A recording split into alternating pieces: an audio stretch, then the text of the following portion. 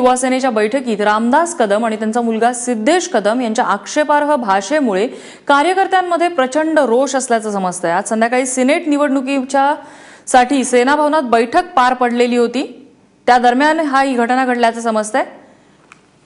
वैभव परब आमचे प्रतिनिधी आपल्याला अधिक माहिती देतात। वैभव, नेमकं काय घडलं आणि कधी घडलं? नम्रता, युवा सेनेने आज एक बैठक बोलवली होती। त्यामध्ये युवा सेनेची कोर कमिटी होती आणि युवा सेनेचे पदाधिकारी होते। मुंबईभरातून जवळपास 200 ते 300च्या संख्येने आहेत ते युवा सैनिक उपस्थित होते। आगामी काळात काही सिनेटच्या निवडणुका होणार आहेत, त्या संदर्भात ही बैठक बोलवण्यात आली होती।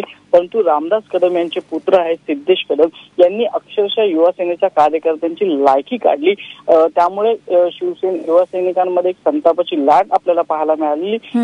युवा सैनिकांशी आम्ही बातचीत केल्यानंतर त्यांनी आम्हाला असं सांगितलं की ज्या बाळासाहेबांनी कधीच आपल्या कार्यकर्त्यांना किंवा नेत्यांना लायकी काढली नव्हती किंवा शिवसेना भवन मध्ये येण्याची तुमची लायकी नाही, अशा शब्दात ज्या बाळासाहेबांनी वक्तव्य केलं नव्हतं तेच मंत्री पुत्र आहेत आज अरेरावीची भाषा करताना आम्हाला पाहायला मिळतात।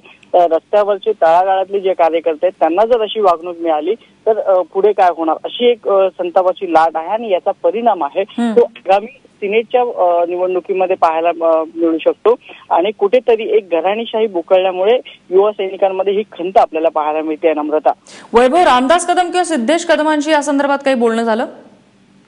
सिद्धेश कदम आणि मी तुला एक सांगू इच्छिते, ही युवा सेनेची बैठक होती, त्यामध्ये सिद्धेश कदम ह्या बैठकीला उपस्थित होते। कोर कमिटीत असल्यामुळे जवळपास मंत्री आणि नेत्यांची मुलं आहेत ती ह्या कोर कमिटीमध्ये आहेत, त्यामुळे सिद्धेश कदम या बैठकीला उपस्थित होते। त्यांच्याशी आम्ही संपर्क साधण्याचा प्रयत्न करतो, परंतु आमचा कुठलाच संपर्क त्यांच्याशी झालेला नाहीये। वैभव, अपडेट्स घेत राहू तुर्तास। धन्यवाद या माहितीबद्दल।